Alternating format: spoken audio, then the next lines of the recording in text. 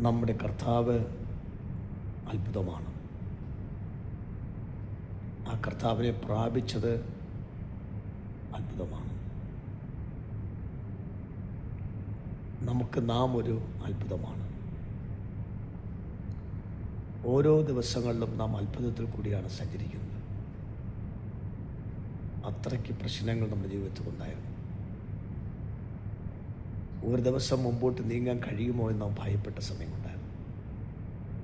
ആരോട് എന്ത് പറയണം എന്ന് ചിന്തിച്ച് കുഴഞ്ഞ ദിവസമുണ്ടായിരുന്നു. പക്ഷെ ഇന്ന് നാം ഒരു വിശേഷമായ വിടുതലുകൾ അനുഭവിച്ചുകൊണ്ടാണ് സഞ്ചരിക്കുന്നത്. ആര് സഹായിക്കും, ആര് സംരക്ഷിക്കും എന്ന് പലപ്പോഴും നമ്മൾ വ്യാകുലപ്പെട്ടു. ദൈവമക്കളുടെ ആത്മാവിൽ പറയാം, ദൈവമുണ്ട് കൂടെ. Don't worry. God bless you.